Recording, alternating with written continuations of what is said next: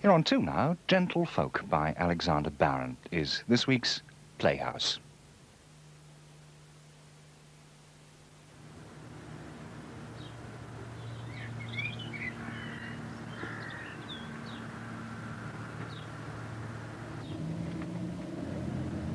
Hope the weather's all right for the cricket, sir. Cricket? Oh, Monday, sir. The state plays the village. It's an annual event. We get a special holiday for it, sir. Oh, yes. It's a nice train you came down on, sir. Never crowded. I'll meet them all, I know. First time you've been to the house, sir? House? Ashton, sir. Yes, indeed, my first visit. Fine old house, sir. Very enjoyable, I find it. Been there a year past Christmas. I was with Daimlers before then. Qualified mechanic, factory trained. Give me the tools, I could build you a car like this, sir.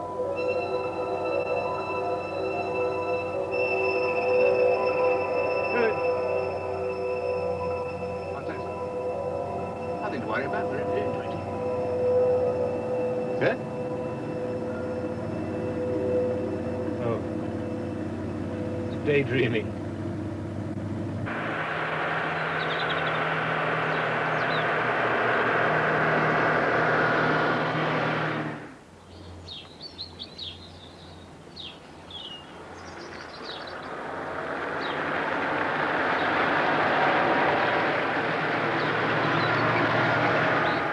Looking forward to our guest of honor this weekend.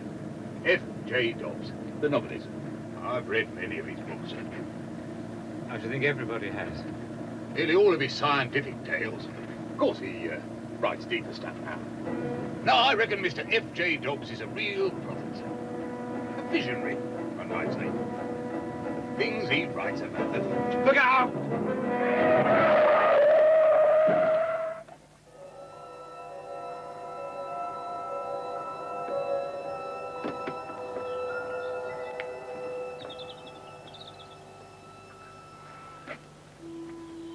Toolbox, sir. First aid kit. Quick about it, sir.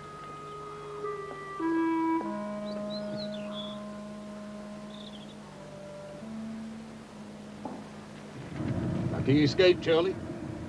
Got this gentleman to thank. You want to look before you come sliding out of a hedge.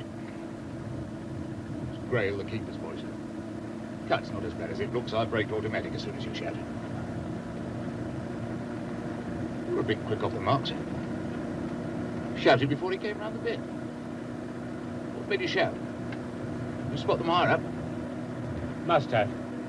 I never did. I keep my eyes skinned. Look a bit shaken up, sir.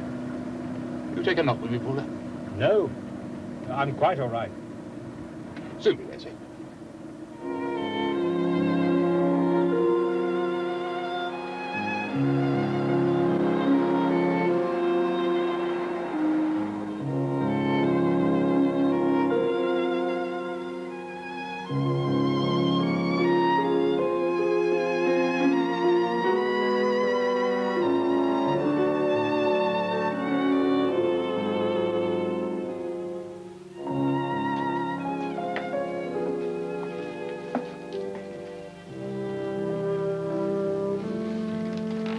This way, sir.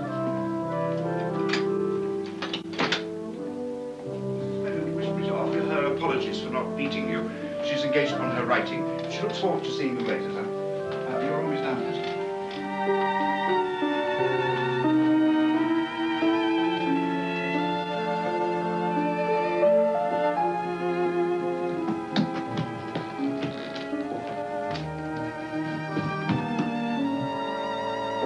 No, thank you. I'll do that. Oh, very good, sir. The office is at the end of the corridor, sir. Thank you. And I shall send a maid with hot water. No, please don't trouble. This will do. Oh, very well, sir.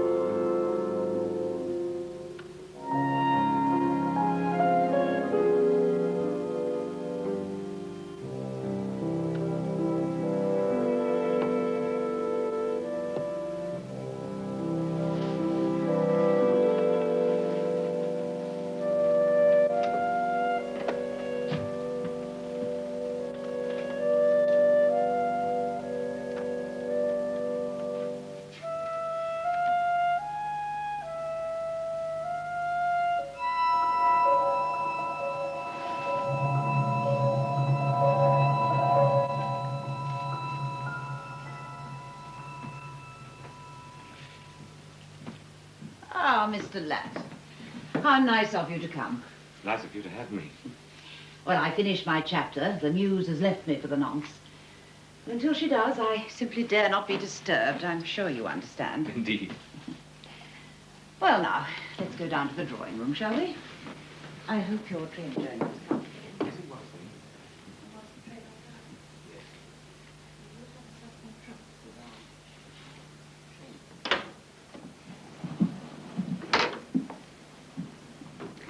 And how is your aunt? She is well, thank you. She sends her love. Dear Marion. We so rarely see one another these days.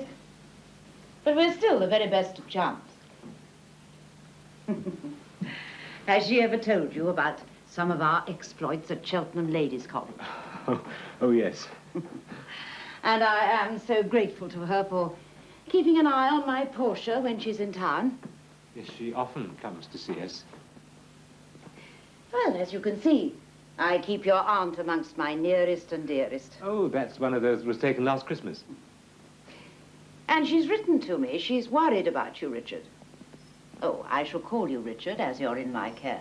I've been much better. I say, I don't know if your chauffeur mentioned... Oh, about the Grail child, yes. Dr. Ormerod has been sent for. The child will be taken home with a basket of groceries. Oh, that is good of you. It's one's duty. But I'm only sorry that, as Borrit tells me, you were so shaken. It was nothing. Particularly after that dreadful experience in London. Oh, I've almost forgotten about that now. Your aunt says that you still seem somehow depressed. I only wish you could have come earlier. I should have liked longer to feed you up. Thank you. Still, you have today to rest. Your fellow guests don't arrive until tomorrow. Well, now I shall see that you have a good tea. Lots of cake and honey. Mrs. Mennant, if I may, I should like to say hello to Portia. Oh, dear boy, of course. Run along. I shall send tea out to you. Thank you.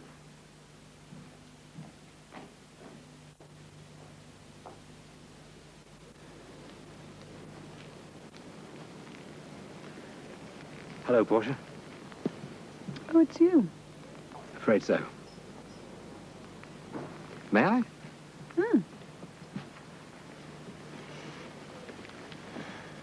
What are you reading?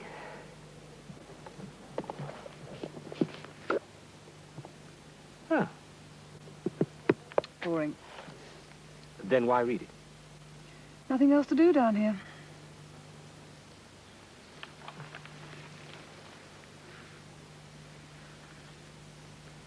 It is peaceful here. What? Peaceful. Huh. I suppose you miss London. How perceptive. Socialism, Fabian Society. Oh, that's a bore, too. Why, you're dreadfully keen on all that. I'm not keen on anything. I'm receptive to advanced ideas, that's all. You made me join it. You've got a mind of your own, I presume.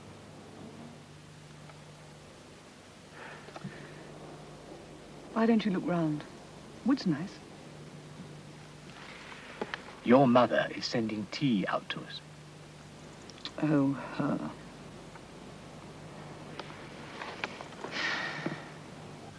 I shan't want you tomorrow morning. Just 3 trains to meet PM. Oh, right. Thank you, sir. Good night, sir. Right. Oh, good evening, sir. Good evening. Lad, How do you do, sir? you to come. Not at all. Company for Portia. I hope so. You'll take a glass of sherry. Thank you, sir. It's good to be home. I'm away from here 7:45 most mornings. Train from Lewis. Long day in the city. Yes, sir. Portia has told me. Africa trade, I believe. Yes. Went there when I was 18, straight from Harrow. Young man could still do worse. Yes, I'm sure, sir. Staples mostly, some mining interests. No gold or diamonds, leave that for the Jews, eh? How are you these days? Oh, top holes, sir, I think. Shocking business, you might have been murdered. It's only a few days in hospital. You still working at that social settlement? On and off, sir. I'd be knocked on the head in the East End in a fog at night. Wouldn't see me in those parts again. Cheers. My wife tells me there have been after effects. No, sir. My Aunt Marion, she fusses rather. That all you do, social work? I have thought of reading law. Not enough to think you've got to do. Rafe, oh, excuse me, please, Richard. Rafe, do you think I should have sent him a telegram? Who? F.J. Dobbs, of course. The others will come. What on earth do you want to wire him for? Well, to get him to confirm. Oh, of course he'll come. I've moved the Burne-Jones drawings to the west bedroom. I do hope he likes them. He's a man of simple tastes, my dear. He doesn't want an art gallery. I'm sure he'll be quite happy with our best bedroom. Well, he has no reason to look down on it. Mr. Shaw slept in it. Oh, don't talk to me about Mr. Shaw. I feel guilty now every time I eat a chop. His wife isn't coming, of course. She never does. But, well, I wonder if I should have asked her if he has any likes or dislikes. My dear Hermione, Dobbs is an atrocious cad. He's a great writer. He's the sort of man who plays the banjo at Margate. Last time he was here, he pestered me for stock exchange tips. He made a packet out of my advice, therefore he will come tomorrow. Where the devil is Portia? Oh, in her room, no doubt. I sometimes think she sits up there calculating how late she shall be just to ruin my digestion. You and she go about a good deal, I hear. Oh, walks, concerts, art galleries, there, you know. And socialism. Until something better comes along. I'm glad you don't take it too seriously. Well, I take it Oh, seriously. of course you do, my dear. I love listening to my wife's guests. Liberal myself. Oh, young Anne, about your career. Ever thought of going into commerce? I confess not, sir. I like the cut of you. Give you a start at the bottom. No favors you don't earn. Oh, thank you, sir. You don't look down on commerce by any chance. Good Lord, Mrs. Mennant. Some of our neighbours appear to. They look down on what they call trade. Mrs. Mennant, I assure you. In point of fact, my husband owns a great deal of land. I'm not ashamed that he's a businessman. Businessmen are coming to rule this country. We are just as much gentlefolk as the landed interest. I'm sure. It's just that There's no hurry. Think about it. If you want to see me in London. Thank you, sir. Oh, really, that girl is impossible. I shall tell Hawker to serve dinner. I'm starving. Aren't you ever going into dinner?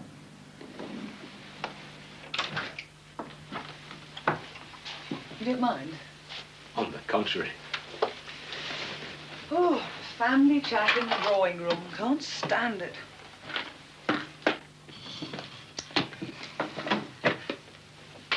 Dinner was awful. I thought it was rather splendid. Oh, she does feed people well. Especially you. I'm glad she's not one of those lettuce and nut cutlet hostesses. No, she's one of those high-minded conversation hostesses. Drives me mad. You appear to do much the same to her. And to your father. Oh, he's all right. You start.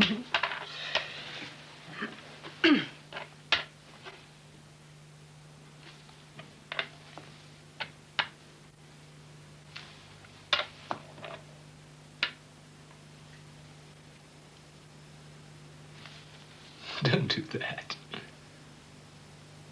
Patronize. Don't be silly. Take me or leave me.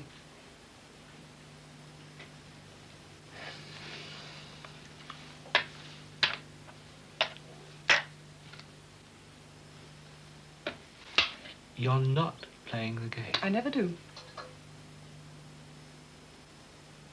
Why do you put up with me? I live in hope. Hope springs eternal. Why do you let me go on seeing you? Why do you keep trying? Don't you like me? I don't know. Yes, of course I do. Like isn't what you mean, though, is it? Is it? Your turn.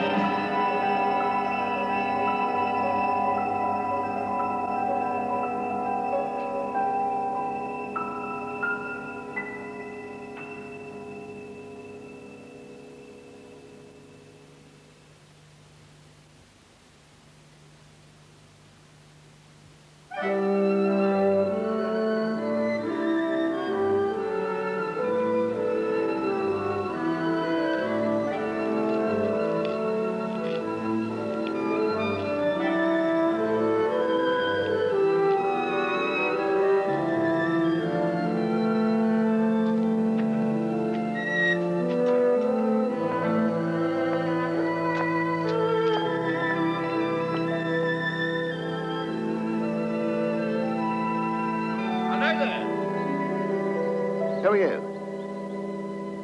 Oh, come on, old chap, I won't eat you. You know who I am, eh? Oh, yes, sir. My goodness. Mr. Dobbs. How do you do? I'm Richard Latt. Oh. Well, have some lemonade. We'll share a glass. I'm a common sort of chap.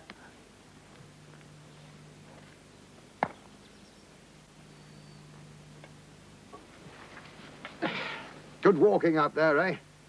The springy turf under your feet. Yes, sir. The larks trilling and tumbling. And that lovely silence. Sir, Yes? Mr. Dobbs, I've read all your books, I think. But then I expect you're fed up with admirers, you know. Gosh. Bloody am. Sorry. I'd be furious if I didn't get it. Yeah, you see, a writer has to be conceited. He couldn't go on without it. He has to bury his self-doubt. Yes, sir? Yeah. Tell me, Richard, lad, are you a friend of the family, or...? My aunt, Marion Holland, is. Ah. Well, don't just stand there. Pick up that mallet. Can't stand slackers. Come on. I am rather a mess, sir. Suppose the ladies come out. The ladies. Sweat is as likely to excite them as to sicken them.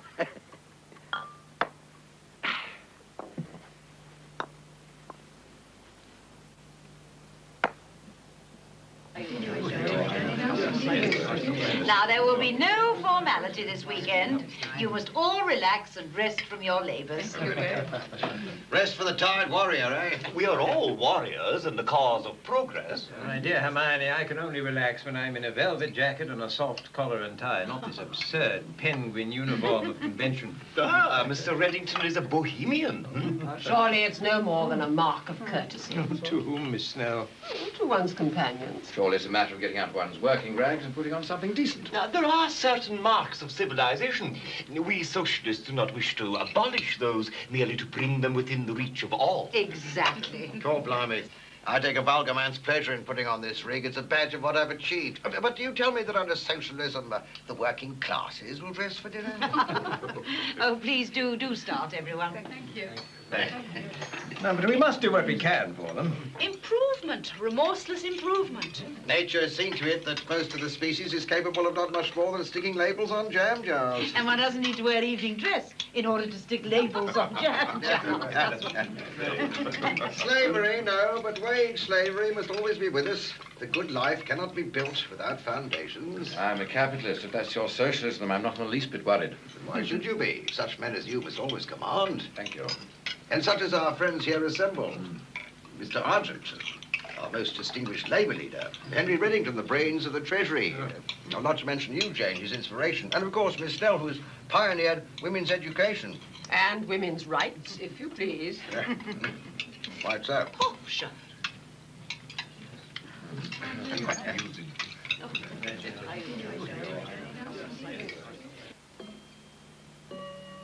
What's the latest, Mr. Menon, from the city about this Moroccan crisis? Well, the Navy's putting to sea. Had to with the German Grand Fleet out. Could that mean war? No. It won't come to that. Between ourselves, I've heard that the French are giving Wilhelm a bit of the Congo. There you are. The Germans a colony or two. Plenty for all, give and take.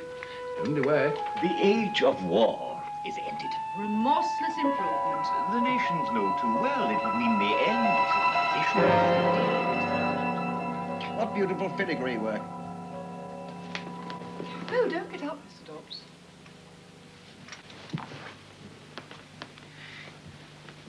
Yes, that is a pretty piece. Thank you.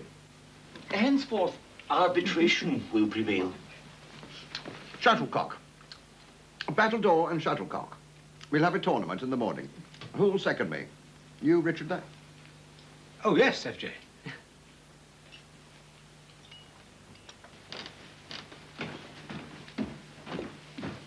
You better get a good night's sleep, young Richard. I want you to be on form in the morning. I'm a tiger on the court. Good night, my boy. Good night, FJ. Oh, you turning in too, Portia? Good night, Miss Bennett. Cheeky bit. No corsets. Makes a difference. You're shy in company, aren't you? Yes. I'll give you a cure for shyness. Do one outrageous thing, one really audacious thing every day. Something the very prospect of which appalls you. Remember, audacity. Good night, my boy. Good night, F.J.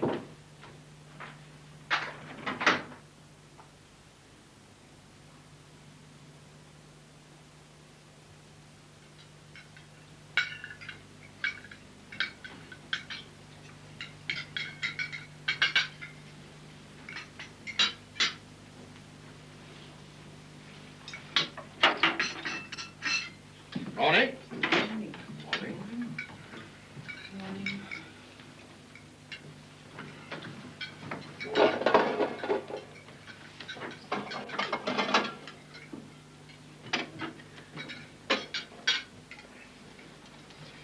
Thought we lost you.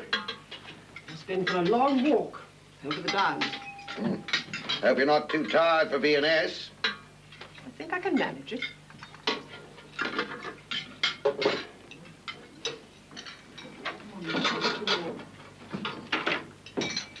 Morning, everybody.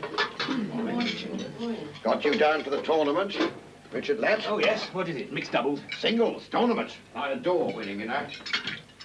Got me down, too. Are you a good player, Miss Mennett? Dare say you shall find out, Mr. Dobbs. I make short work of young ladies like you.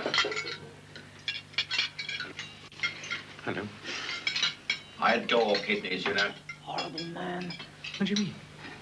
His mother was a housemaid.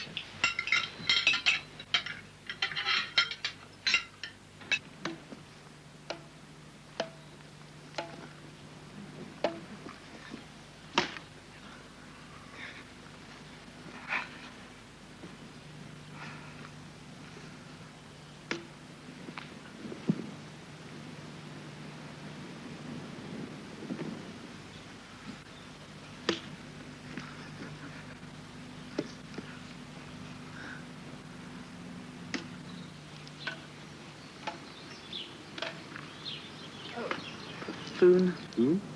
Him. I like him. They're ancient. Pair of them.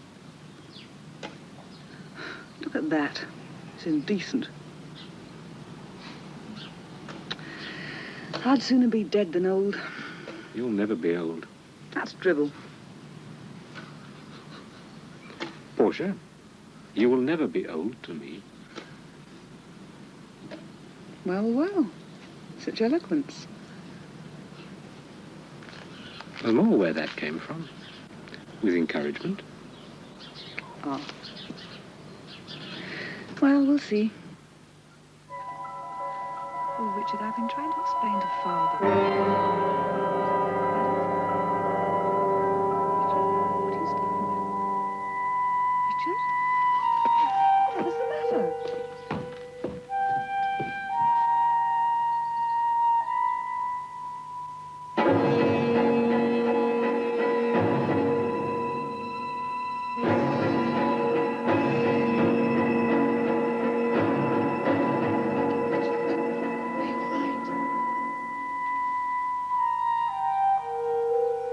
Can't you speak?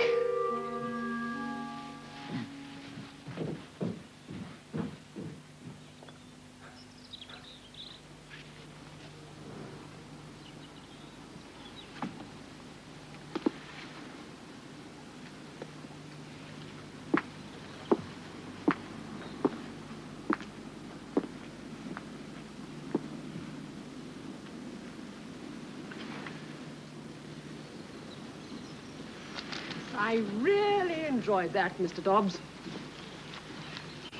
Nothing like vigorous exercise, Miss Mellent. Loosening oneself up for all the day's exertions. Thank you. Will you excuse me?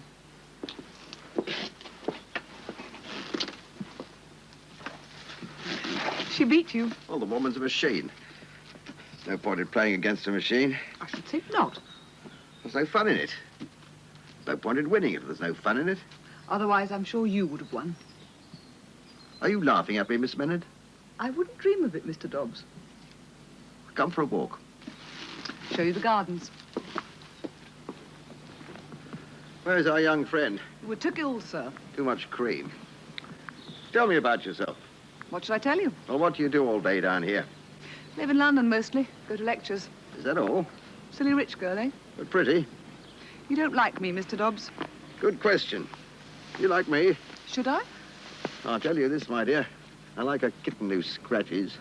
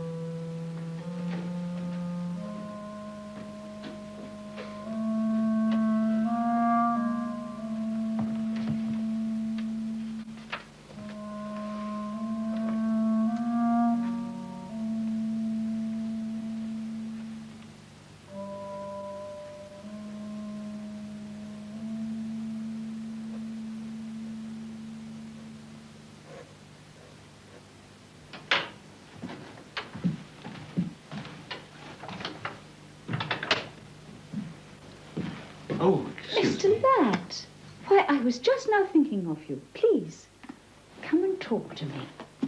Come. Come and sit by me. You were not down to lunch. No, I had to rest. The effects of your recent injury, perhaps? Or have you been working too hard at your social settlement? I'm much better now. Well, you seem so. I'm always glad to see a young man of good character concerning himself with the conditions of the poor. Something to do. It's more than that, surely. You must have faith in socialism. Bring me my bow of burning gold. One tries to do the decent thing. More than that's dangerous. Faith dangerous? Faiths are absolute. That's dangerous. You can be interesting when you open your mouth. Be warned. I shall not let a promising young man go to waste. Oh, really? I'm not worth the bother. Au contraire, you're rather nice. Shy. But I understand you. I understand young men so well. Do you? Yes. You will come and have tea with me when we're back in London, Mr. Ladd. Thank you. And I shall adopt you. That's what you need. I shall bring you out. Really, you mustn't trouble And yourself. you will be company for me. Me? Now, why do you refer to yourself in that tone? Oh, my dear boy. My husband, excellent man, is shut up in his office with his blue books until the early hours. Too often. Far too often. There are times when I'm a very lonely person. Oh, no, Mrs. Reddington. Oh, yes, Mr. Ladd. Well, really, it's been most interesting, and I shall come and see you if you'll be kind enough to invite me. And, oh, dear, I have to meet Mr. Dobbs for croquet. Do please excuse me. Oh, hello there. Hello, Jane. You refreshing yourself with the company of the young, As ever. I could never equal your partiality for the young, F.J. Are you not rather formally dressed for croquet? Croquet? Well, there seems to be some lack of understanding between you and Mr. Ladd. I shall finish my reading elsewhere, if you gentlemen will excuse me. Well, if ever a face told a story, yours did. Did she get her hand inside your flies? Yes, I had her when I was 25, a week after my first book was published. I was a success, you see. She's hot on success. Hot stuff generally. What happened to you at lunch? We missed you. I wasn't feeling too good. If you'll excuse me, F.J., I'd like to get some fresh air. Richard, lad, are you by any chance a virgin? What if I am? Oh, there has been fighting in the streets of Barcelona. One has visions of red revolution in Europe. My dear lady, remember the immortal lines. Whatever happens, we have got the Maxim gun and they have not. It refers to the blacks, of course, but it could equally apply to red revolutionaries. I hear you had the Prime Minister for luncheon the other day. Yes. He's an enemy of women's rights. What did you say to him, Mrs. Mennett? Ah, my lips were sealed on that point. My wife's a gallant lady. And you, Miss Mennett? I was sent to London for the day. But if you'd been here... I would have shot him. You bolted this morning. Sorry. You unwell? All right now. F.J. said you'd been overeating. Horrible man. I wish you'd seen his good points. I prefer 21 to 41. Oh, actually, I'm 22. Perfect. Adult, but not senile. Let's go for a walk.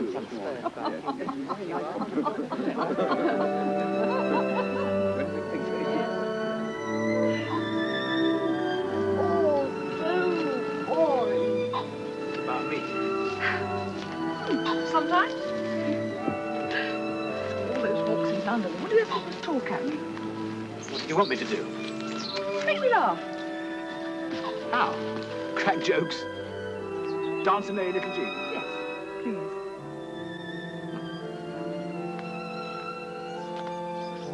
Only me. No.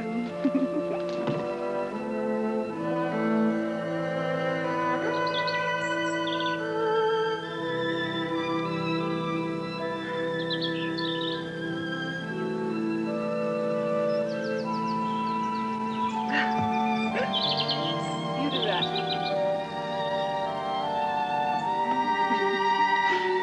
This orchard's full of daffodils in spring. Yours? It reminds me. I had a swing when we lived in India when I was a little boy. Did you like it there? Lord, yes. My parents were alive. Poor old Richard. We had a bungalow up at Simla, and my father fixed a swing up in a doorway. It seemed ever so much nicer than a swing in a tree. Don't know why. Swing me.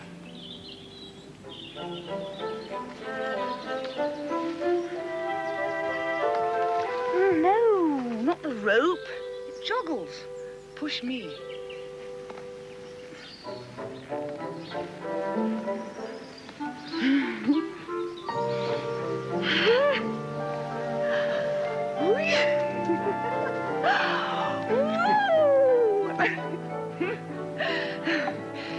Don't move.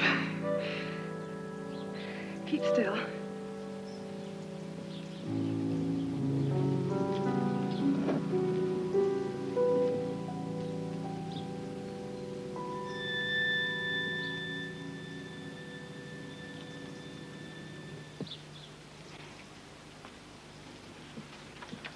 Just wanted to see if I felt anything.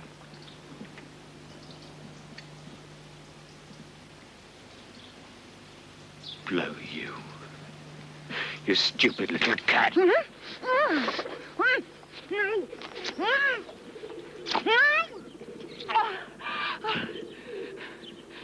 I believe there are women who can pay for that sort of thing.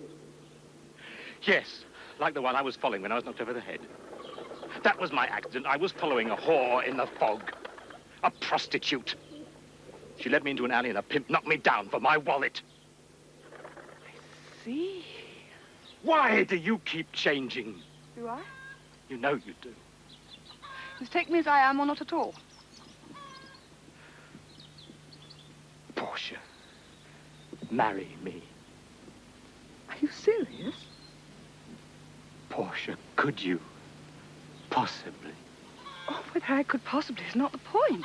I could possibly fly over the channel in one of Monsieur Blériot's monoplanes. I could... Stop driveling, will you? Well, that was a lion's roar.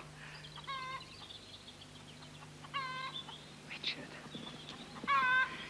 if you are bold one day and take me by storm, who knows?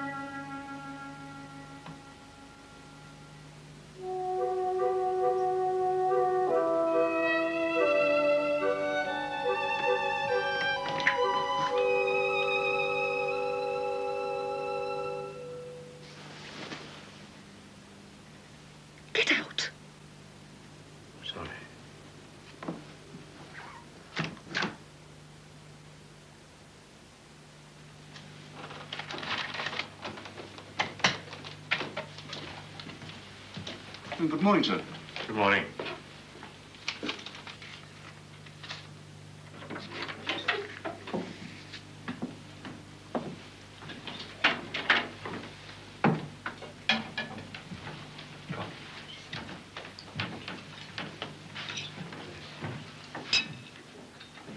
Good morning, Mr. Lamb. Good morning, Miss Snell.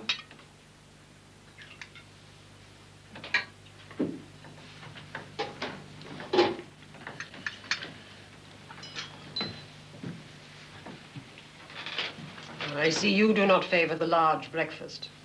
Not today. Nor I. A slice of toast and honey suffices. So I see.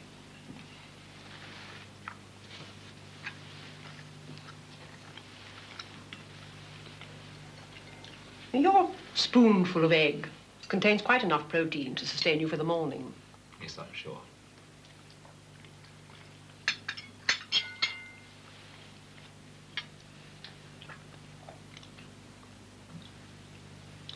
Mrs. Mellon tells me that you were at university in Germany. Yes. My Aunt Marion thinks highly of the Germans. So do I. A cultured people, incurably romantic.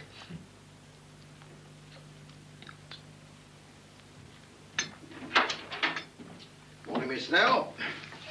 Morning, young man. Mr. Dobbs. Is the heat wave going to break, do you think? Possibly. The wind was southerly on my early morning walk, and then it started to veer around to the west. That's a bad sign. Mustn't spoil our cricket for tomorrow, must it, young Richard? No. No. Ham, my dear. Thick. Plenty of fat. Yeah. You can put 3 of those on it. And a little crispy bacon to enhance it. Yeah, looks beautiful. Never knew you were an artist, did you? Okay. Overeating kills more in this country than consumption. Quite right, my dear, but then you see, I went hungry as a child. You'll have to eat better than that tomorrow, my boy. I want to see you sending that ball over the downs. Morning. Morning.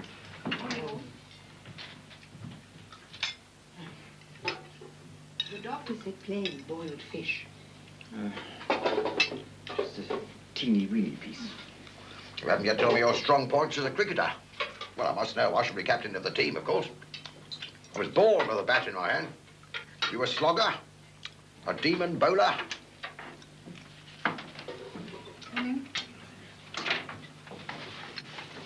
Tea, please.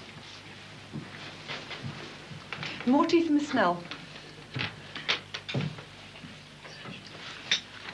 Would you like some more tea, Richard? No, thank you.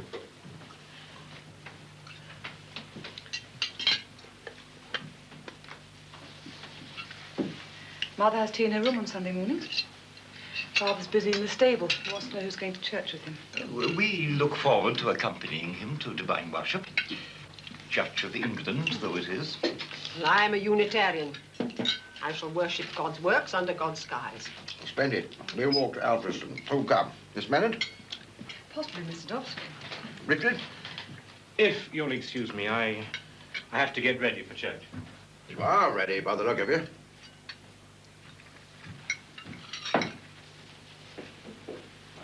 My boy, you had a shock last night, eh? If he was another sort of fellow, I wouldn't have cared, but... well, I'm sorry. I mean, what was of small account to me was heartbreaking to you. Small account? I asked for it. I didn't know about you and Portia. There was nothing to know. I never saw the girl before this weekend. I went to her room as a gamble. It's what one does. You'll understand when you're older. Excuse me.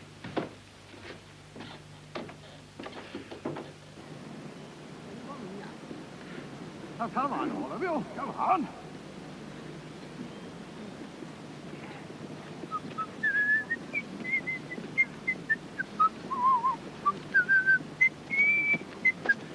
Oh, come on, come on. Perhaps I may suggest a few topics to your speech at the conference. Yes, we mustn't neglect the ladies, old chap. You look after them. Come on, all of you.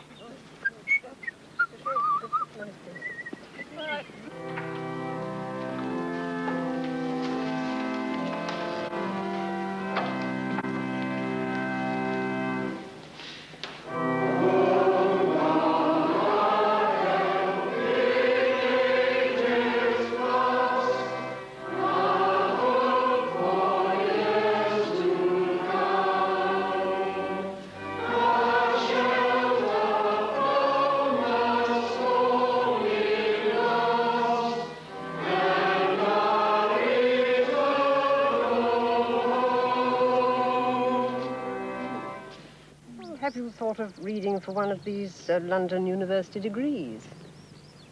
Oh, I might do. Excuse me.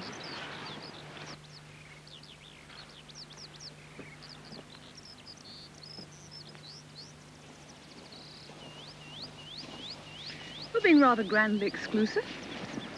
That ass Reddington was boring my head off. I told him I was busy with my thoughts. Does that include me too? Sweet girl, I am a writer. Ideas come unbidden. I am your mistress. My dear, Am I not your mistress? After all, I have given myself to you. Why, I can't say. I'm irresistible. You were so damn matter-of-fact about it, I couldn't think of an alternative. Well, he was all right, wasn't he? At moments. Thank you. You're lucky it wasn't some brutish young man. Oh, well, I suppose it had to be a first time. It'll be jollier next time. When exactly do you propose that we should... Not us, little one. There'll be some nice young man. Are you finished with me? My dear, how could we go on remembering that boy in the doorway? It would demean us. Sweet Portia, we shall always be the best, the closest of friends. As I'm sure you are with all your girls. Exactly. I knew you'd see. You're young, modern, clear-eyed, civilized. You claim freedom for yourself, and you accord freedom to your men. You're fit to be the heroine of one of my books. It's nice to know that I'm all of that. Come on, my hearties, this way. A time to rend and a time to sow. A time to keep silence and a time to speak.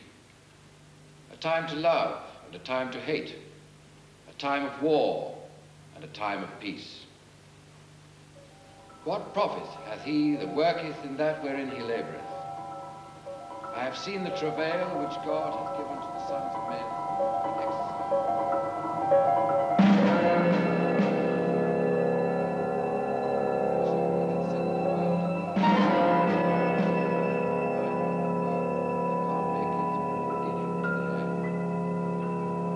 I know that there is no good in them, but for a man to rejoice and to do good in his life.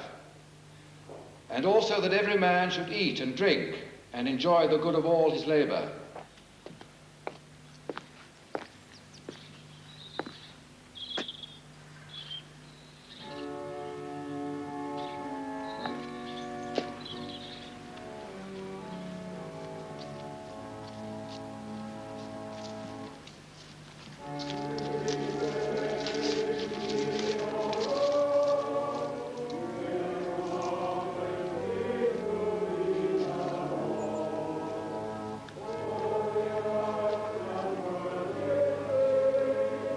We could have rain. Well, I should find a little rain invigorating. Are we really reduced to talking about the weather? Well, your cricket is at stake. That's tomorrow. Well, then propose a more rewarding theme, Mr. Dobbs. We shall all be in your debt. I hate improving conversation. People hound me with it. Oh, I grieve. Come, Mr. Dobbs, it's the price of fame. Well, no meal at Ashton should pass without some high-minded conversation. Who will propose a theme? Richard. Come, let the babes and sucklings speak. F.J., do you ever read the Bible? Yes. What do you think of Joseph, Old Testament, his dreams? Fairy tales. You make a sad admission, Mr. Dobbs, if you don't see the importance of fairy tales. Matter of opinion. What are you getting at? Well, I'm not suggesting that the Old Testament is literally true, but what we have here is an ancient legend about dreams of precise prophetic significance. And? And with counterparts in popular legend from Iceland to Australasia. And why are these legends so universal? Because they're true. Well, they're not literally true, as Mr. Lapp pointed out. But a legend endures when it symbolizes some constant factor in human belief, in human experience. Experience? Yes, myth is far richer than written knowledge. It is the literature of the unconscious mind. Oh, the unconscious mind. I thought we'd come to that. But surely the scriptures... Forgive us, Mr. Archer, but Mr. Dobbs and I have moved on to other ground. Yes, Mr. Dobbs, the unconscious mind. Freud. A Hebrew quack, I believe. Vienna's full of them. Yes, I heard Professor Freud lecture in the United States of America last year. Die Traumdeutung. Young man, you know his book on dreams. Yes, I read it in Germany last year. There's more to you than meets the eye. Apparently. Now, let us have no more about Hebrew quacks. Professor Freud believes that the unconscious mind is set free in dreams. He'd have an immense following among servant girls. Now, Mr. Dobbs, don't avoid Richard's question. Can dreams predict the future? After all, you've made enough prophecies yourself. Scientific anticipations. Yes, I'm afraid I don't find them as believable as the scriptures. Oh, perhaps not. But you must admit that Mr. Dobbs does write the most wonderful stories. The story is the thing after all. Yes, of course it is. Enjoy your walk this morning, Mrs. Treasurer. You agree with Why, do Yes.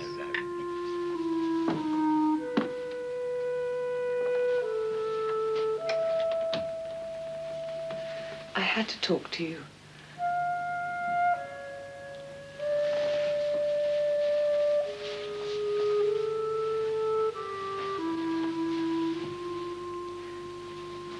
You may not believe me, but I don't want you to think ill of me. I don't. There's no need to be kind. I can't explain things. Be too demeaning. It's not my business. I've not behaved well toward you. I am sorry. I'm an impossible person. I can't help being as I am. Portia. And they do seem to care what you think about me.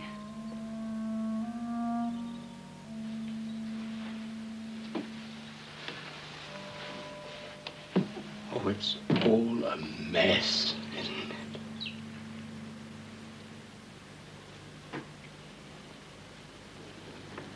I can't tell you about him and me. Vanity it was, I think. Vanity, illusions, all too absurd. There's no need. Never stand a chance with a man like that. You and I aren't... But we don't believe in the old conventions, do we? Only it's one thing to be free and quite another to be made a fool of. Portia, listen to me. Nothing that has happened makes any difference to me.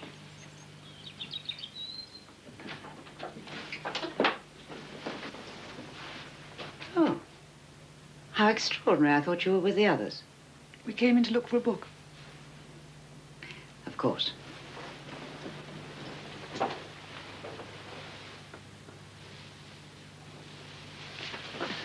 Let's go for a walk.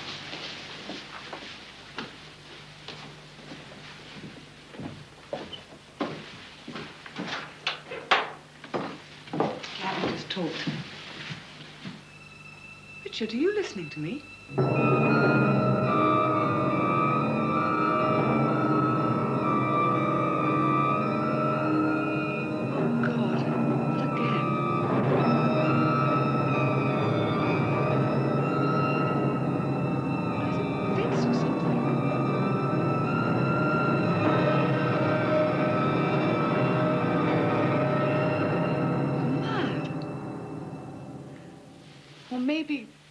Maybe you're sorry for what you've just said.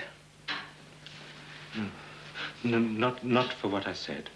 Now you want to make a fool of me.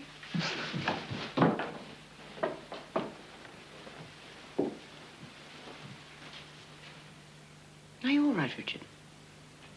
Oh, yes. Yes, thank you.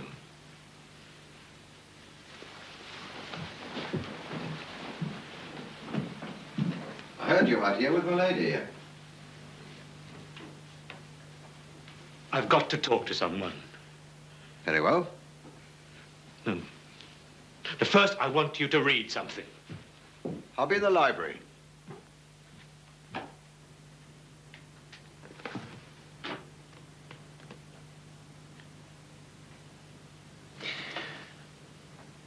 So this was the point of all your fiddle-faddle at lunch?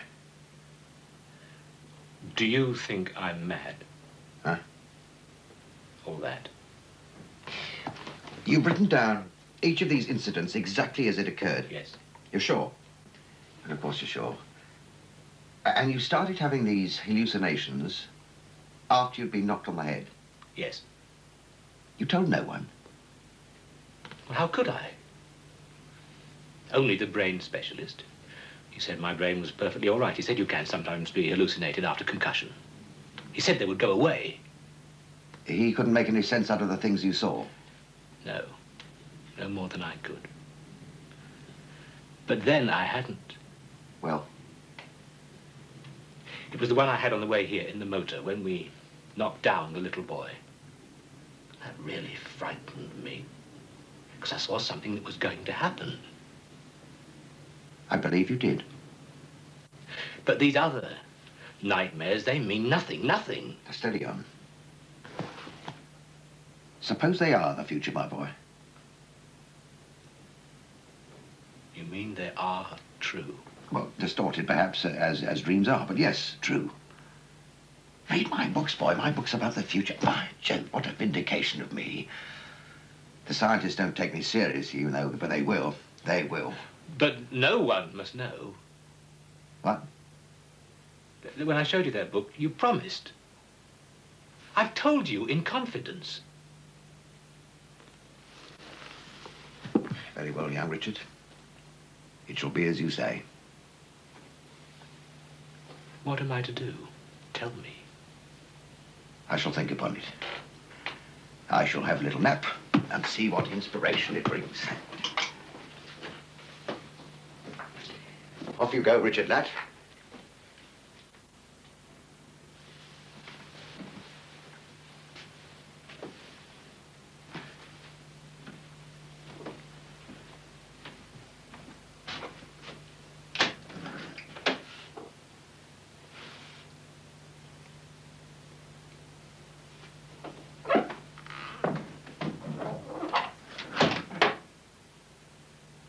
Yeah, I think that bit should go there. Mr. Reddington, I believe the endeavors of this age to be under the direction of the Almighty himself.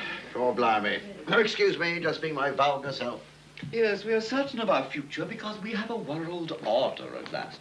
A world order that is assured. In the vanguard of the march to progress is Europe, which has produced the highest civilization in the history of man.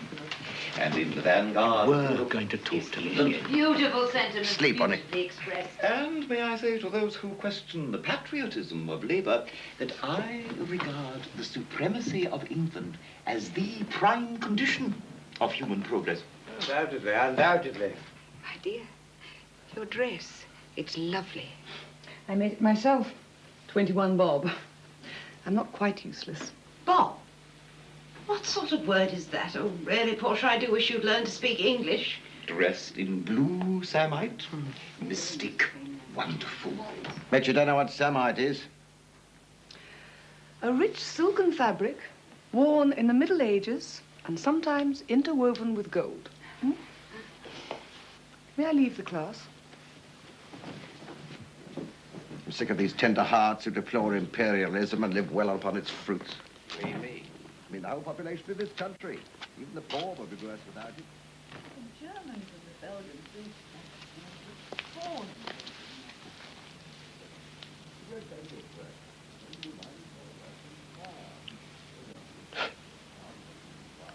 They all talk with such certainty. But what do they really know about life? It's just an intellectual game with them. Life is sad. It always has been, it always will be. Why do you say that? It's what I've learned. Ever since my father and mother sent me home to live with Aunt Marion when I was 5. A year later, they died. Whatever they say in there, I don't think we can ever attain the good life on Earth. And there's no afterlife. I shall never see my mother and father again. Life is to be endured. That's all there is. Richard. Richard, will you come to my room?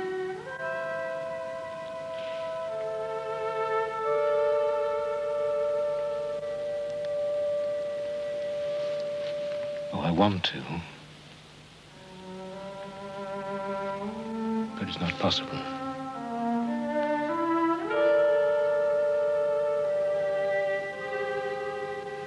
Now I'm the complete slut. No. It's just that I always dreamed of it some other way. Yes.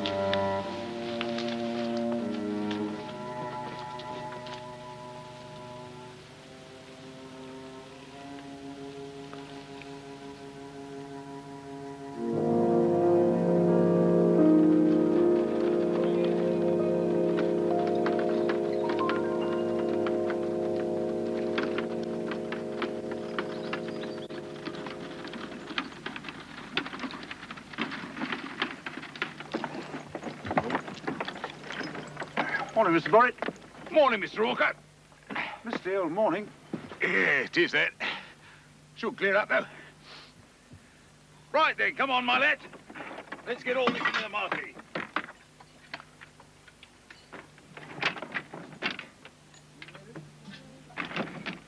The gold shares are a good investment. They'll all be subscribed by the date of issue. Damn good of you to let me in. Not at all. By the way, I still think I should captain the estate team.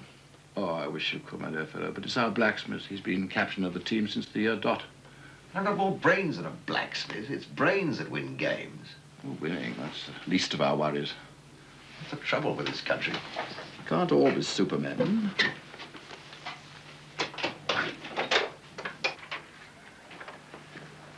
Oh, good morning, Richard. Good morning, sir. Can I do anything to help? That's very kind of you. We'll go and see Hawker in the marquee. We'll get those sight screens out now, please. Oh, Boris, how are the numbers going? Oh, sharp along, sir. Mr. Menon said I might be able to help. Oh, yes, sir. If you could test the pegs and guy lines. There's a mallet, I think, round the back, sir. Right. Where have you been? Come on.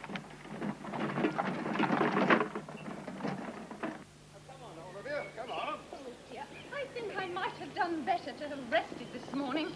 This'll do you more good, my girl. I can't stand that man. Time was when you could, my dear. Oh, come on, come on. Oh, dear.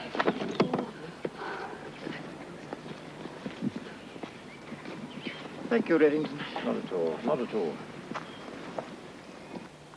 Good idea, Borit. Set up stumps.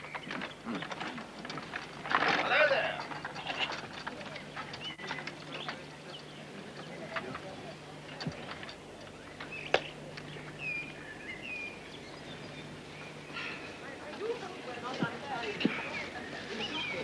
Not at all. We must blame FJ if we are. He insisted we come and help. A few willing hands, eh? Perhaps we could put out some chairs or something. No, Mr. Dobbs, I wouldn't hear of it. There are work people to do that sort of thing. Blake, Hodges, would you bring more chairs, please? Sure, we could have done that. A little hard work hurts no one. According to Count Tolstoy, we must seek salvation through labor. Not at all. All is in hand. I want to rest myself. Do please, procedure. Yes, and some lemonade is coming from the tent. Oh, that's lovely. Yes, village cricket's fun, but it's all slog and no science. When you see our blacksmith, you'll know what slog means. All the same, for real cricket, you should see two good county sides play. Now, I saw Yorks beat Lancs in June by 5 wickets. Rhodes asked me up there. He wasn't ashamed to take my advice, and it bade him to, eh? This afternoon will be charming, I'm sure, but we're not all cricket fanatics.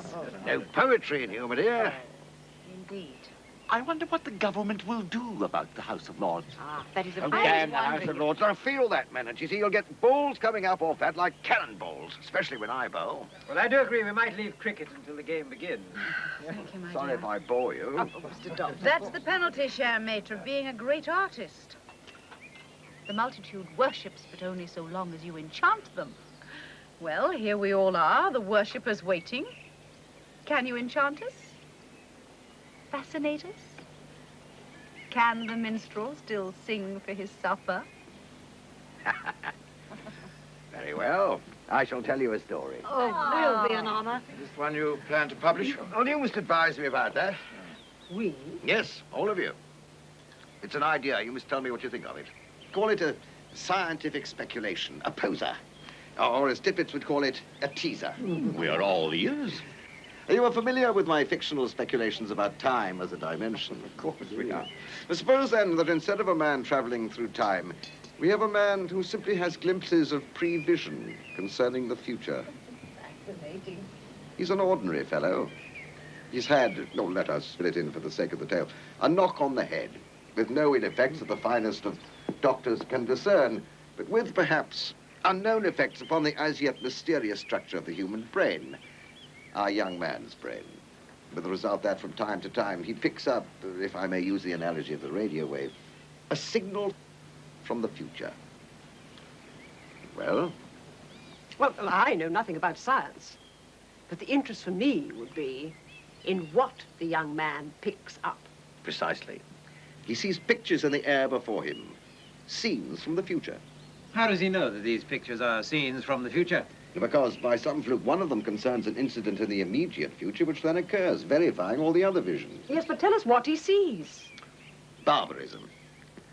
He's confronted by a series of scenes which he cannot at first interpret, but which more and more impress themselves upon him as glimpses of the future, a future where barbarism is triumphant, of black men armed to the teeth with the modern weapons we have taught them to use, while the peoples of old Europe are decadent, stupid, rotted by greed and sensual indulgence, their cities destroyed by wars, their empires surrendered, and chaos unloosed.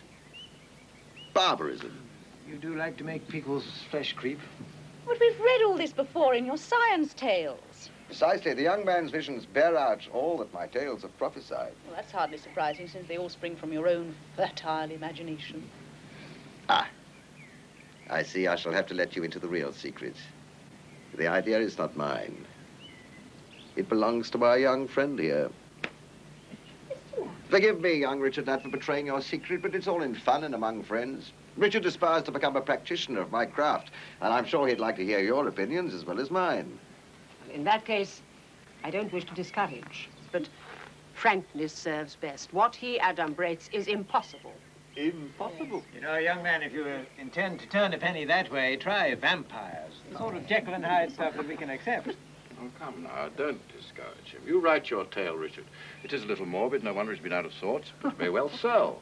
Many a successful author has started in the penny dreadfuls. And don't be discouraged by rejection slips. Practice makes perfect. Is that all you can tell him? Can't you tell him where his tail falls down? In a word, education. Universal education. Businessmen would never allow war, economic ruin. And what sane country would let its empire go? Exactly. There's art and culture. Women will forbid war. We will not tolerate barbarism.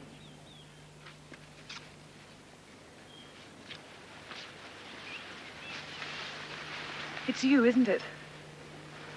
Yes. You must be ill. Or mad? I wish I could help.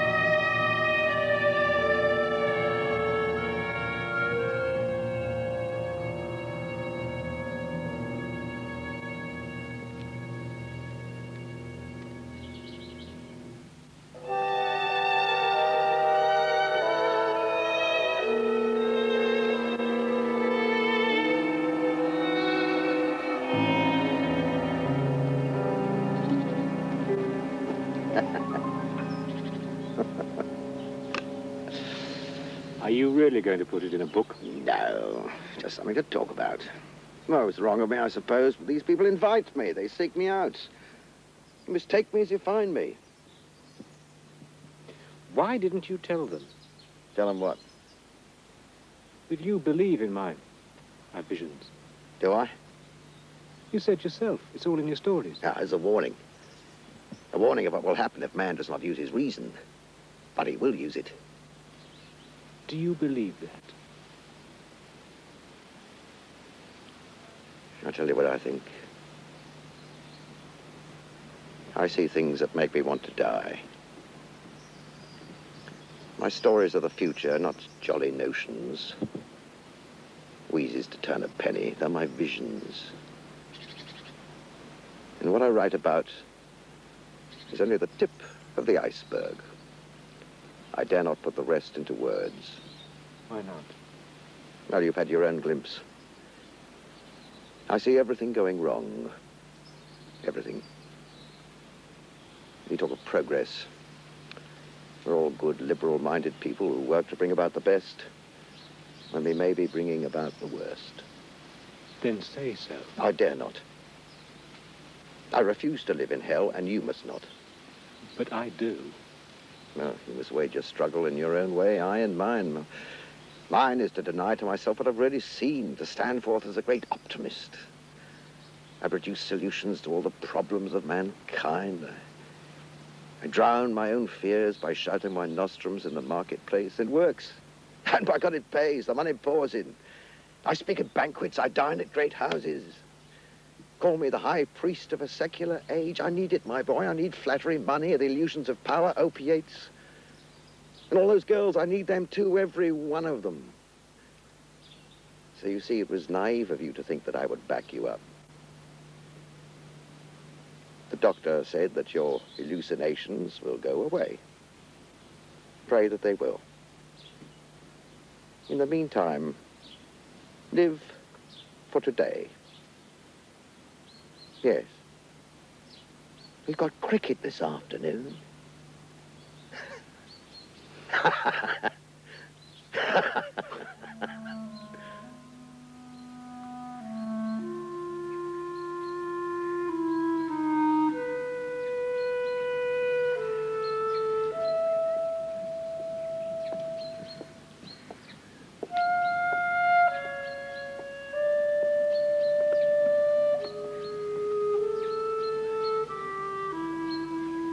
Hello. Hello. You know, I'm not mad. Good. I can't explain. I am all right, though. Good.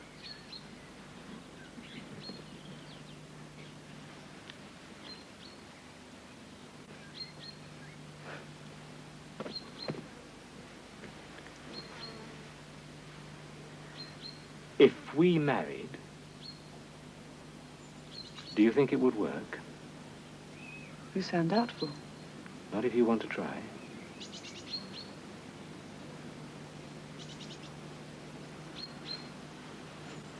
You notice I haven't said no yet. I must tell you what I want. Terms? No, it's what I want. I want to have children, and I want to go to India. I mean to go.